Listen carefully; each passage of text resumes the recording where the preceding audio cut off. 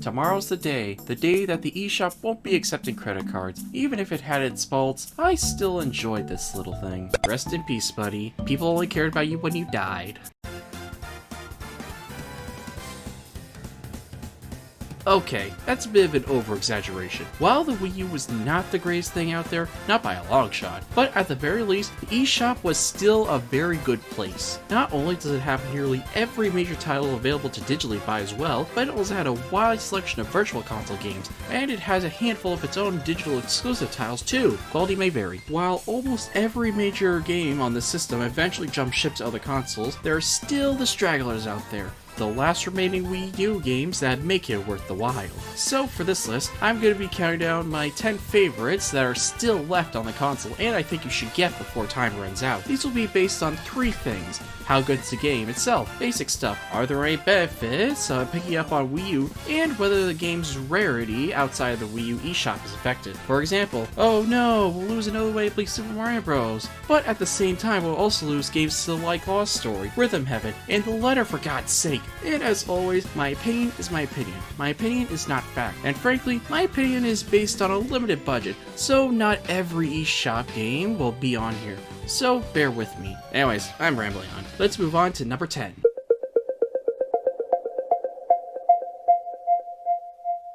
To start off the list, let's talk over probably the best part of the Wii U's life, the first 6 months, before most companies jumped ship, and while some games are still using the gamepad, some usage was gimmicky, others use it really well. Case in point, Scribblenauts Unlimited. Being one of my first Wii U games, and being a longtime fan of the Scribblenauts games, Unlimited was essentially the ultimate way of playing this series, with tons of new items, new worlds, and a bunch of new things to do in the environment and worlds. If you've never played a Scribblenauts game, think of it like choose your own adventure puzzle game. Everyone's got a problem, and with the power to bring anything to light, or add adjectives to existing things, you can gather star rights to save your sister. For instance, old man stopping you from getting a ball? He's blind now. Zombies attacking? Call on your best buddy Cthulhu. Older bros illegally hunting dinos? Yeah, just take his weapon, and make him tiny. In fact, make him weak, scared, and naked. Just cuz. Of course, proper nouns, swear words, and naughty things aren't in the game, but even then, you don't need it. With so many creative solutions to puzzles, several with unexpected results, it's very unlikely you run into complications and ideas. Sure, puzzles can be easily cheesed with the same items and solutions, the game does reward you for creative usage and thinking outside the box. And of course, I can't forget about the custom items, with the ability to use any items from the objects in the game, which can be customized further through specific commandments and interactions you can give with other items. With so many levels to go through and several options for solutions, it heavily regards the creativity and outside-the-box thinking. While Unmasked and Showdown kept the series going, I've yet to play either entry for now. Unlimited remains my most recent and my favorite of the series. While this game does have a deep emotional attachment to me, I can't rank it higher than number 10. The game's on Steam too, same game in full, with very minor tweaks between the 2 entries. I'd say with both the keyboard and the Steam release and the touchpad of the Wii U gamepad, I'd say they're both equal in value, and could go either way on the preferred version. While it's nowhere near the rarest game on this list, it does make me happy to see it won't be lost anytime soon, and more than worth it to pick up on the eShop.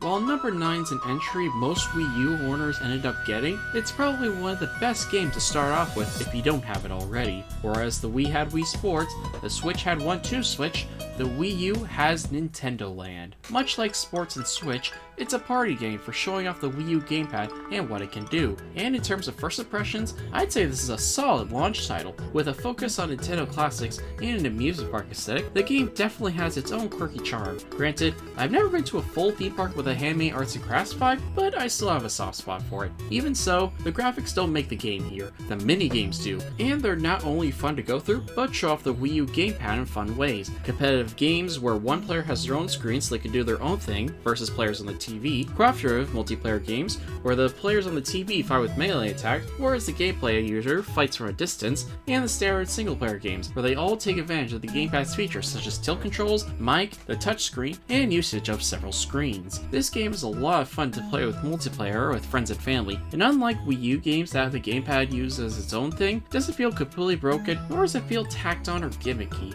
Not to mention, it was very handy to be able to use both the gamepad and the Wii remotes, which chances are a lot of people had laying around somewhere. But what really puts it here is not just because the game itself is great to play though, but it's one of the few successful Wii U games that have yet to be ported to the Switch, not because it's forgettable, but rather it can't work on the Switch. The gamepad is a crucial part for all these games, and being a multiplayer game where one player needs their own screen without users seeing them, or the gamepad having features that can't be replicated on the Switch, such as the touchscreen and blowing into the mic. But still, for the 32GB Wii U, it was a pack-in title, and you can still buy it separately as a physical release for relatively cheap, which is why it's number 9. It isn't going away anytime soon. The only problem is that you need this to get it. But to those with a 16GB or buying it secondhand, I can't recommend this game enough to anyone who has a Wii U in general, even if I think all of you still have it.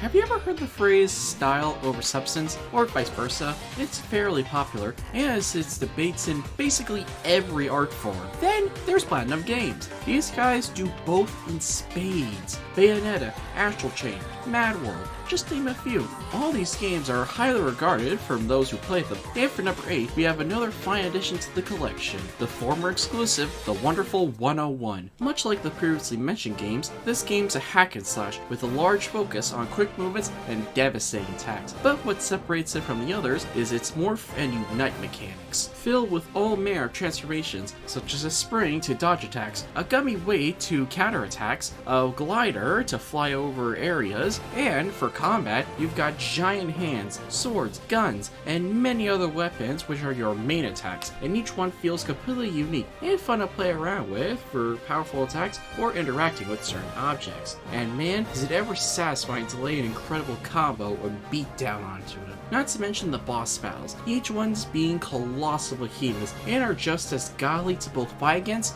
and watch. Not to mention the presentation taking inspiration from Kamen Rider and superheroes, the game's bright and colorful, action-packed, and filled with epic music and witty dialogue. This game was incredibly fun to go through, but it was a bummer that it was stuck on Wii U. Well, it was. Platinum did make a Kickstarter to port the Wonderful 101 to modern platforms, which it did meet thankfully, but the weirdest part is, and why it's on here, is that the Wii U version's probably the most ideal way to play. While the game works perfectly fine on other consoles, what really helps this game sell was the gamepad functionality. Drawing shapes and navigating the items and heroes on the touchpad feel much more natural and comfortable than on a joystick. Using items and going into places that are shown on the gamepad feel much better here. Thankfully, the Wonderful 101's Wii U release ranges from fairly cheap to moderate physically, and while I prefer the Wii U version, the other ports I wouldn't consider bad by any means. If you're a fan of action or hack and slash games, frankly, I don't think I can recommend this game enough.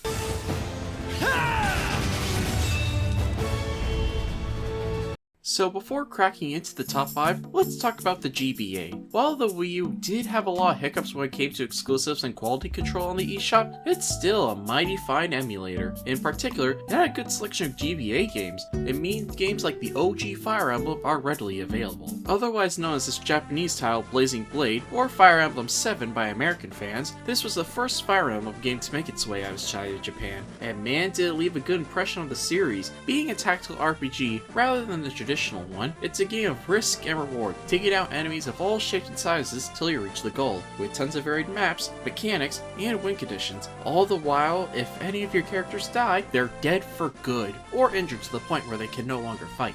With the constant pressure of losing troops, strong foes, and both the weapons and magic triangle, you'll constantly be needing to thinking ahead. And of course, this game wouldn't be nearly as impactful if it wasn't for the characters and story. Every character has their own story to tell and interactions to be had, from the family man Dorcas to the last for tribe Lynn, the timid Florina, and so much more. So nearly losing any of them just adds so much more pressure on keeping them alive. And that's not including all the difficult maps later on, plus all the different classes and different challenges you'll meet later on.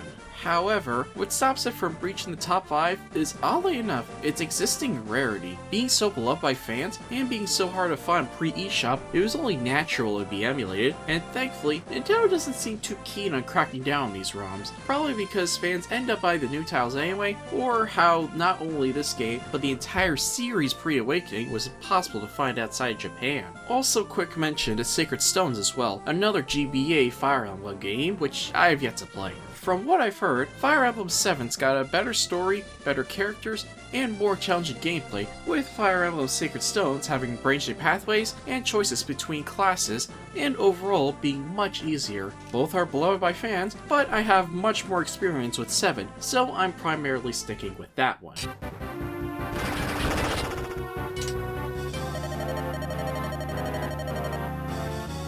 Now, typically, if you're looking for an eye-otating rhythm game, 8 times out of 10, you're probably getting something off an arcade or PC. Consoles generally aren't super big into rhythm games, not to say there are any out there.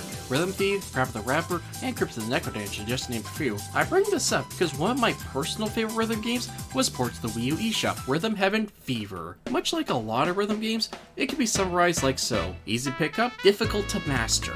While some at the beginning can be easy, the game doesn't pull any punches and can get very challenging within the next set or two. All this, oddly enough, just requires one button, sometimes two if they're feeling crazy, but to make up for the rhythm and timing for each set of mini-games are different. Some, such as Double Date and Ringside, have you slowly wait for cues to show up, others like Karate Joe and Air Rally have quick oncoming prompts, and others like Flockstep and Tap Troop have you repeatedly tap to the beat of the song. The soundtrack is amazing, obviously, the visuals are bright and colorful, and each level, even repeated ones, feel entirely unique from one another. But, like I said, it isn't easy to master. A lot of times, messing up once can throw you off your groove, and certain parts of the song are critical to meeting your score at the end. And let me tell you, there's nothing like getting desperately to the end, only to get just an okay or surprise superb, which you'll need to unlock those medals, which unlock bonus games. Lord forbid you go off rhythm, and god damn it does it expect perfection at times, but at the same time, you're going through the levels at your own pace, or if you're a completionist, it's still all fun to be had. That's all said and good, but what really puts on here is, much like other smaller Nintendo IPs, it's got quite the cult following, and physical releases are stupidly pricey. It's a great game, but at some point you gotta cut your losses on what you should and shouldn't buy. The digital copy worked just as well, and while this isn't a list of 3DS eShop games, I can't recommend Mega Mix on 3DS enough. Rhythm Heaven's a great series, and it's real unfortunate that two of their greatest games are locked behind digital doors. And sadly, this won't be the only time when the price is the major issue.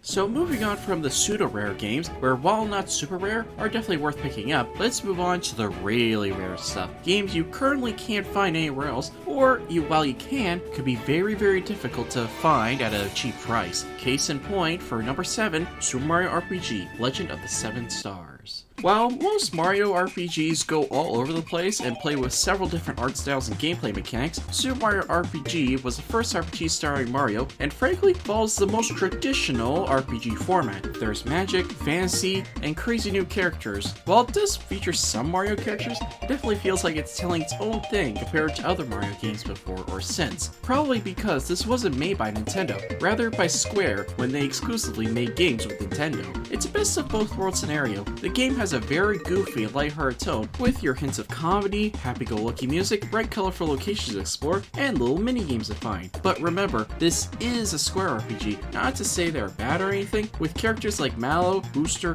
and the ever-iconic partner Geno. These characters make the world and the game stand out amongst other Mario games, but also RPGs of the time as well. This can also be said for the combat as well, where attacks, spells, and defending yourself from attacks are all done through button commands for stronger variants, a staple that nearly every Mario RPG would have from that point onward. To be perfectly honest, I almost completely forgot about this game. Don't get me wrong, it's still a lot of fun and very great to go through, but it honestly feels like this game shouldn't be on here, or should be on other platforms by now. Well, it was. By that I mean it was on the now dead Wii Shop channel, and part of the rare SNES Mini. Now, there is the Nintendo Switch Online library, which is still getting games, but 7 Stars is yet to be released on there. For now, I don't doubt it'll it'll come to the Switch eventually. Thankfully, Nintendo and Square Enix do have a pretty good relationship, and there is a big cult following behind the game, so I definitely see the appeal on bringing it to that platform someday. But for now, as nothing's confirmed, I'd say get it as soon as you can.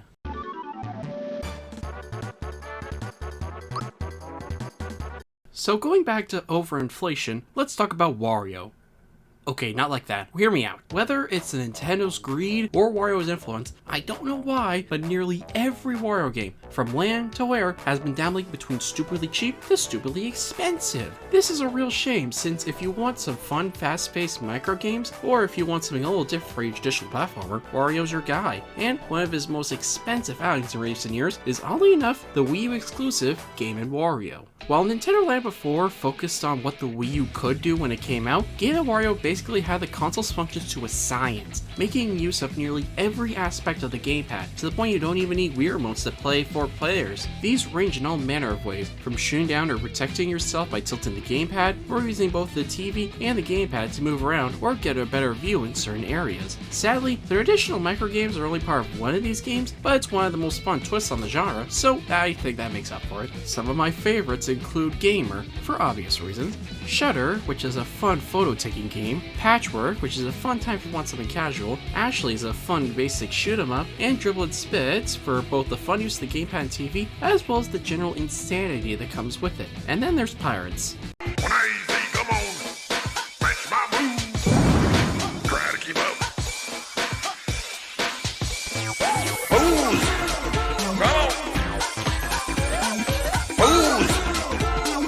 Do I need to explain this one? Not to mention the multiplayer is a lot of fun too. Music I don't have much experience with. Ounce is always fun, albeit bullcrap, but our favorites were Fruit, where a thief on the gamepad yoinks food and tries to blend in with the crowd, and Sketch, which is just Pictionary. Literally just Pictionary. And frankly, Pictionary is a lot of fun. So while it's very different from the traditional WarioWare gameplay, I'd still say it's a fun time to play, whether it be by yourself or with friends. And frankly, given the reliance on the 2 screens, even if they wanted to, I don't see any way on how this could work on any other console. So it's not only stuck here, but frankly, with the price of the game skyrocketing suddenly last year or so, I can't recommend picking this game up enough on the eShop. So if you're looking for something a little more involved with the gamepad, or you want a good party game other than Nintendo Land, this is definitely one worth to pick up.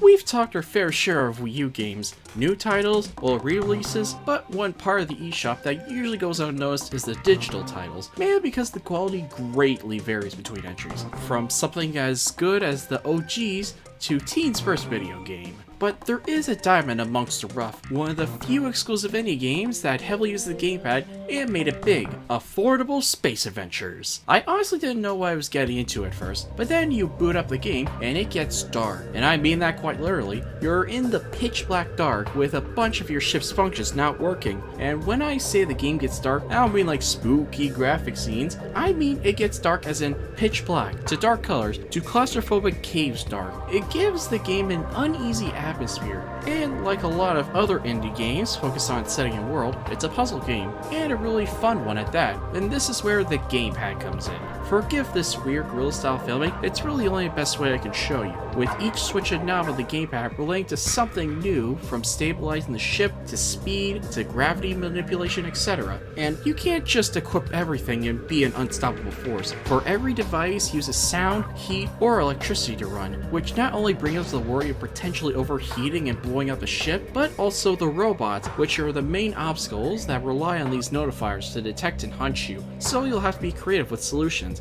What ranks at this high on the list is that Affordable Space Adventures is stuck on the Wii U, and again, it can't really work on other consoles, with all the ship's mechanisms on the touchscreen, and having each specific commands and properties, sharing them on one screen might just clog up the entire thing. And adding to the urge to pick it up, it is a download-only title. There's no physical release or re-release anywhere, so if you're interested at all, I'd say get it right away, because soon you won't even have the chance. Now, as for number 2 and number 1, while they aren't downloadable titles only, thank God, the only reason why they're higher is because of my personal enjoyment, starting with... Rent your small craft today and get an extra 10% discount. For number 2 and number 1, both have the same story. Both were GameCube titles that naturally get expensive, but they were re-released on the Wii, which also got expensive. And then, while both versions are beginning to go up in price, in comes the Wii U eShop for both titles on their platforms, thus making them the cheapest ways to get them. But looking at them both, number 2 goes to...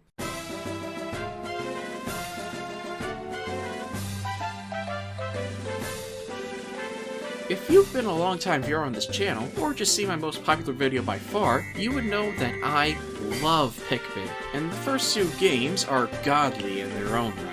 Originally as tests to see the graphical improvements over the Nintendo 64, Pikmin 1 was amazing looking for the time, with its focus on exploration, finding ship parts, and fighting enemies, all the while you're on a 30-day time limit. While it can seem intimidating at first, once you get into the groove of all 3 types and how to properly handle puzzles, it's much less tense, yet fun to go through. As the game is relatively short, the game heavily encourages multiple playthroughs, and shows a high score system showing the treasure you got, the number of Pikmin you grew and killed, and how many days it took you all. It's really satisfying to go to. Also, with this segment, we have Pikmin 2. While the game is very different compared to Pikmin 1, Pikmin 2 has its own merit and heavily expands the formula of the first game. With its focus on mainly dungeons and treasure hunting, it drops the time limit, but heavily expands in nearly everything else: enemies, worlds, mechanics, and so much more. While there is challenge to getting 10,000 Pokos as soon as you can, it's clear that the game doesn't end there, as there are many more treasures to grab and dungeons to explore for either new routes or after the dead has been cleared. It's a very different take, and while I do prefer the first and third game's progression systems, it's hard to picture the series without Pikmin 2. While these are 2 separate games in the same franchise, there's a reason why they both share number 2, the controls. Simply put, using a Wiimote and nunchuck is probably my favorite way to play the series. It feels very responsive, all the buttons are in the right places, and never feel like I might slightly miss or overshoot a throw. And the fact that this game had 2 previous chances at revival, with both being very expensive as hell, it's more than worth picking up if you give them a chance.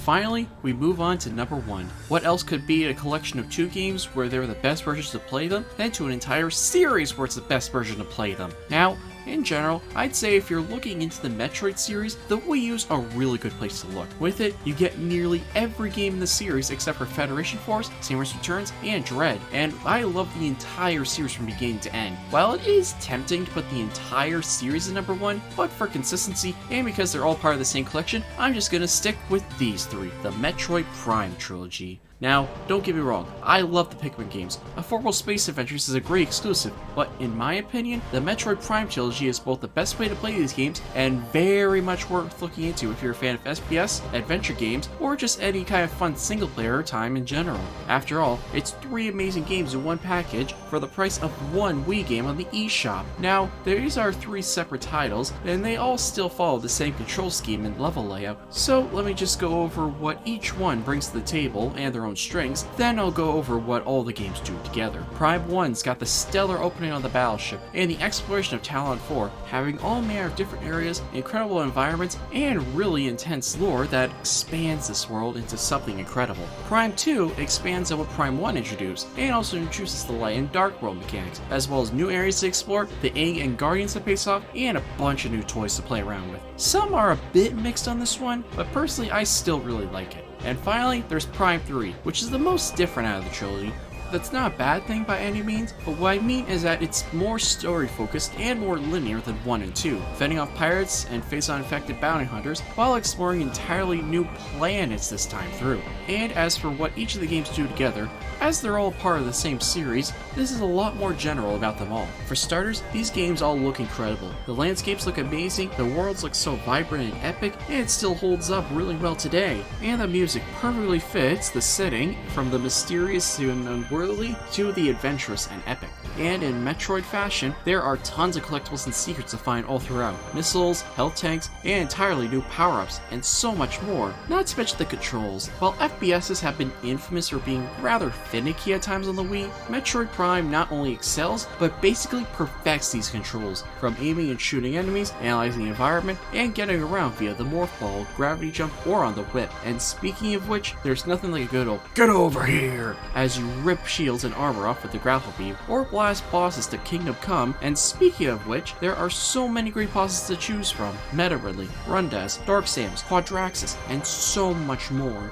If you're a fan of adventure games anyway, I seriously think you should pick this up while you can. Now, before I close off this segment, there is one last point I want to talk about, which relates to all these games mentioned previously. Why pay money to play them on the Wii U when on a PC or other consoles could potentially emulate it? Well, everyone has their own preferences in how to play it, and for super rare games, I totally understand why emulation is the way to go. But for games like Wonderful 101, where it wouldn't work as well anywhere else, Game & Wario, where it can't work anywhere else, or even games like these, where while they do work elsewhere, the Wii/Wii U port's some of the best ways to play them, and it's because the Prime Trilogy is fun to play, works best here, and even going for other physical releases are easy. That's why they're number one. Granted, there are rumors of the series possibly getting ported or remastered onto the Switch. While they are just rumors, I couldn't be happier to be proven wrong. Hey everyone, I hope you enjoyed the video. Don't go away just yet, because I have a few honorable mentions. I want to go over games that mainly I haven't played myself, like Mega Man Battle Network, a great series of games, and the easiest way to get them, but don't be surprised if they come out with a new collection soon. Super Mario Advance 4, a faithful recreation of Super Mario Bros. 3 for the NES, but as the original release had secret content behind the defunct e-reader cards, the Wii U brought them all free to play at any time. Super Smash Bros. DLC, a solid selection of new stages, characters, and Mii costumes, would have made the list if Ultimate didn't decide to bring nearly everything back. Buy it if you're a fan of this version alone. Sonic Lost World. Fans are very split on whether this game's good or bad. Seemingly it works well with the gamepad though, plus has its own exclusive Knights, Zelda, and Yoshi bonuses. And finally, The Letter, a crowdfunding game that made less than $400 on Kickstarter and by a solo developer. It's currently one of the lowest rated games, not just on the Wii U, but on Metacritic. It's laughably bad, and given its crummy graphics and the lack of anything really to be scared of, I sort of feel bad for this game. But thankfully the developers have accepted the joke and have moved on to new things.